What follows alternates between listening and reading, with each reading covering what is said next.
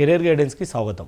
ఇప్పుడు ప్రపంచం అందరి దృష్టి ఆకర్షించింది ఏఐ, ఆర్టిఫిషియల్ ఇంటెలిజెన్స్, కృత్రిమ మేధస్సు. ఇప్పుడు అసలు ఇందులో ఏమేమి అవకాశాలు ఉంటాయి, ఎలా ఉంటాయి అనేది మనం తెలుసుకుందాం.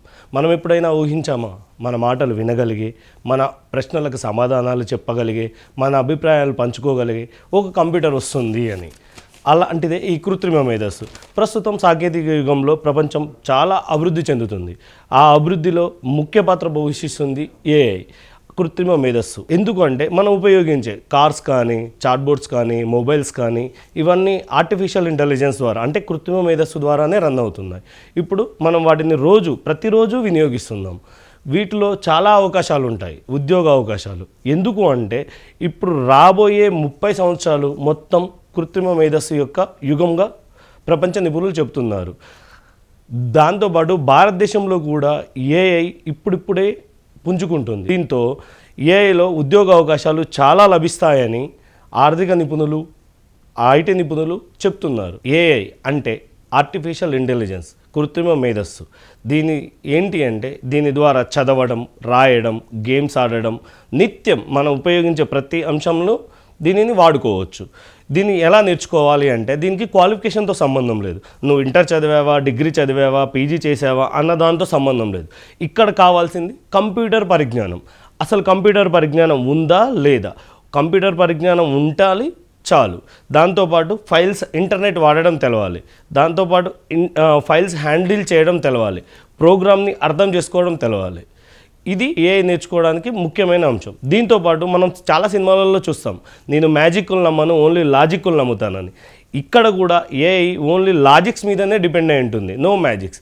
అంటే ఏఐ ఎక్కువగా లాజిక్స్, అంటే మ్యాథమెటిక్స్ లాజిక్స్ మనం చిన్నప్పటి నుంచి చదువుతున్నాం, 6th క్లాస్ నుంచి maybe. Probability and statistics, linear algebra, ఈ రెండింటి మీద డిపెండ్ అయ్యి ఆర్టిఫిషియల్ ఇంటెలిజెన్స్ రన్ అవుతుంది. ఇప్పుడు మనం దీంతోపాటు లాంగ్వేజ్ ఉంటుంది. మనం రోజు మాట్లాడుతాం తెలుగు, హిందీ, ఇంగ్లీష్, తమిళ్, ఇలా. కంప్యూటర్ కూడా ఒక లాంగ్వేజ్ ఉంటుంది. అలాగే ఆర్టిఫిషియల్ ఇంటెలిజెన్స్కి కూడా ఒక సపరేట్గా ఒక లాంగ్వేజ్ ఉంటుంది. దీనిలో బాగా ఫేమస్ అయింది Python AI, Python language. Python language నేర్చుకుంటే మనకు ఆర్టిఫిషియల్ ఇంటెలిజెన్స్ యూజ్ చేయడం చాలా ఈజీ అవుతుంది. ఆర్టిఫిషియల్ ఇంటెలిజెన్స్ అనేది చాలా పెద్దది. ఇప్పుడు ఎగ్జాంపుల్ మనం అందరు ఇంటర్ జాయిన్ అవుతారు. ఇంటర్లో ఎంపీసీ, బైపీసీ, హెచ్ఈసీ, సిఈసీ గ్రూపులు లాగానే ఆర్టిఫిషియల్ ఇంటెలిజెన్స్లో కూడా చాలా ఉంటాయి అన్నమాట.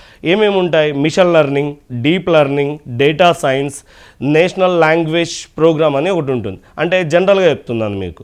మిషన్ లెర్నింగ్ అంటే ఏంటంటే ఆల్రెడీ ఉన్న డేటాని ఏదైనా కొత్త సమస్య వస్తే ఆ సమస్యని ఎలా పరిష్కరించాలో పాత డేటాను యూజ్ చేసుకొని చేసేదాన్ని మిషన్ లెర్నింగ్ అంటాం.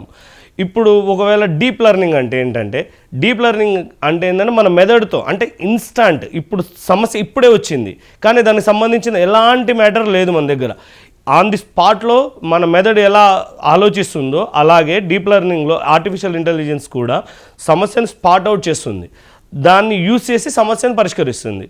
దాంతోపాటు ఇప్పుడు డేటా సైన్స్ అంటే ఏంటంటే మనం కంప్యూటర్కి పెద్ద పరిమాణంలో డేటా ఇస్తాం. అంటే ఉదాహరణకి ఎగ్జాంపుల్ మనకు క్రికెట్ అంటే మనకు చాలా ఇష్టం చాలామందికి. ఇందులో క్రికెట్లో చాలా ఇష్టమైన వ్యక్తి ఎవరు అంటే సచిన్. ఇప్పుడు సచిన్ ఎగ్జాంపుల్ చెప్తున్నాను. సచిన్ గారి గురించి మొత్తం డేటా ఇస్తాము ఏఐకి. ఏంటంటే ఆయన పుట్టినప్పటి నుంచి ఇప్పటి వరకు ఆయన సాధించిన ఘనతలతో సహా అన్నిటినీ ఇచ్చిన తర్వాత మనం ఒక క్వశ్చన్ ఇస్తాం. అదేం చేస్తుంది అంటే దానికి సంబంధించిన డేటాని మొత్తం రిట్రైవ్ చేసుకొని దానికి ఎంతవరకు అవసరమో అంతే గుర్తుంచుకుంటుంది. మిగతా అన్నిటినీ తీసేసుకొని దానికి సంబంధించిన వరకు మాత్రం గుర్తుంచుకుంటుంది. తర్వాత ఎన్ఎల్పి, నేషనల్ లాంగ్వేజ్ ప్రోగ్రామ్ అనమాట.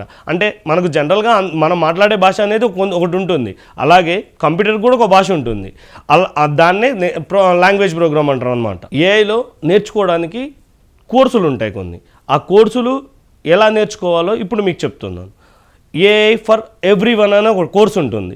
దీని ప్లాట్ఫామ్ ఏంటంటే కోర్స్ అని ఆండ్రూ ఎన్జీ. ఇప్పుడు యాక్చువల్గా ఏఐ అనేది అన్నీ కూడా ఇంగ్లీష్లోనే నేర్పబడతాయి, వేరే ఏ లాంగ్వేజ్లో నేర్పబడవు. తర్వాత ఇంట్రడక్షన్ ఆఫ్ ఏఐ, ఇది ఈడిఎక్స్ ఐబిఎం ప్లాట్ఫామ్ మీద నేర్చుకోవచ్చు. మెషిన్ లెర్నింగ్ క్రాష్ కోర్స్, ఇది గూగుల్ ఏఐ ప్లాట్ఫామ్ మీద నేర్చుకోవచ్చు. అసలు ఏఐ ఎలా పనిచేస్తుంది అనేది మనం ఇప్పుడు చూసుకుందాం.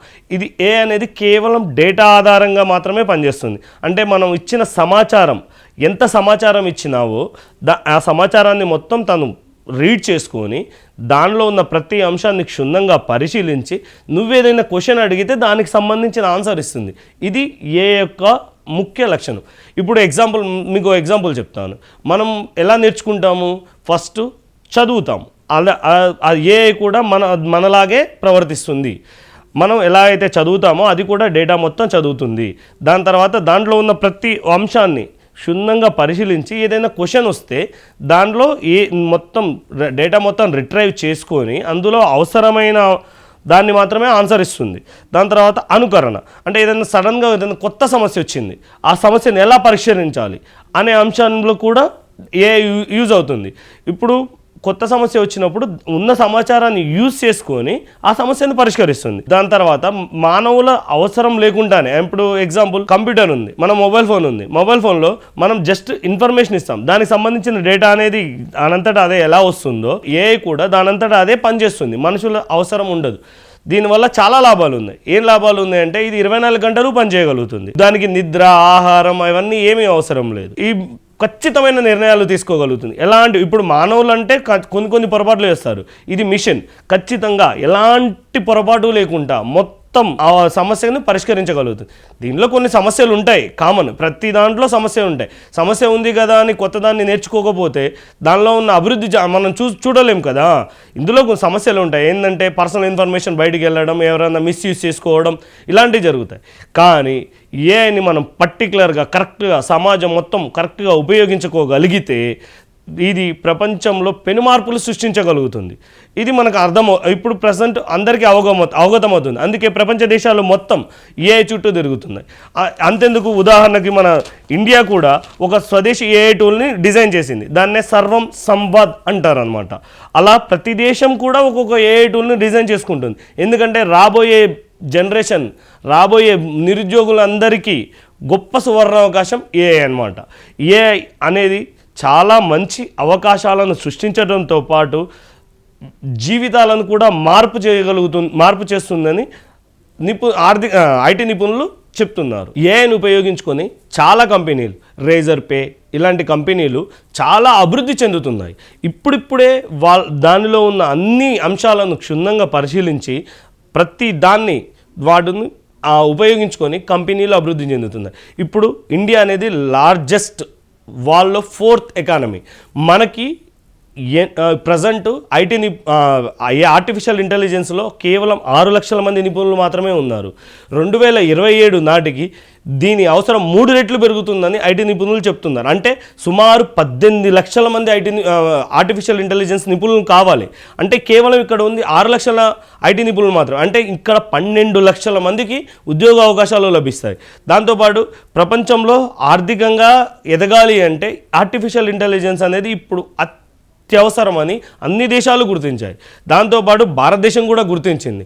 అందుకే దేశంలోని ప్రతి రాష్ట్రం కూడా ఆర్టిఫిషియల్ ఇంటెలిజెన్స్ మీద కొత్త ప్రయోగాలు చేస్తున్నారు. ఉదాహరణకి తెలంగాణ ఆర్టిఫిషియల్ ఇంటెలిజెన్స్ మిషన్ అని ఒకదాన్ని 2020లో ప్రారంభించింది. భారతదేశంలో తెలంగాణ రాష్ట్రం, ఉదాహరణకు చెప్తున్నాను, తెలంగాణ రాష్ట్రం ఆర్టిఫిషియల్ ఇంటెలిజెన్స్ మిషన్ 2020ని నాస్కామ్ భాగస్వామ్యంతో రూపొందించింది. దీని ఉద్దేశం ఏంది? ఇక్కడున్న నిరుద్యోగులందరికీ ఉద్యోగ అవకాశాలు కల్పించి డేటా తెలంగాణని సృష్టించడమే అవి ప్రభుత్వం యొక్క లక్ష్యం. అలా దేశంలో ఉన్న ప్రతి రాష్ట్రం ఆర్టిఫిషియల్ ఇంటెలిజెన్స్ మీద చాలా ముందు చూపుతో, ఎందుకంటే ప్రపంచం రాబోయే భవిష్యత్తు మొత్తం ఆర్టిఫిషియల్ ఇంటెలిజెన్స్ మీదే డిపెండ్ అవుతుందని అందరికీ అర్థమవుతుంది.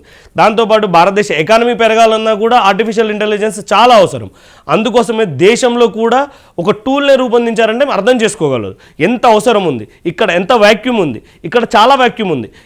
కాబట్టి మనం ఎక్కడైతే వాక్యూమ్ ఉందో విద్యార్థులైనా నిరుద్యోగులైనా ఆ వాక్యూమ్ ప్లేస్లోకి వెళ్ళాలి, దాన్ని నేర్చుకుంటే రాబోయే 10 నుంచి 20 సంవత్సరాల వరకు ఆర్టిఫిషియల్ ఇంటెలిజెన్స్ నిపుణులకి ఎలాంటి డోకా లేదని ఐటీ నిపుణులు చెప్తున్నారు.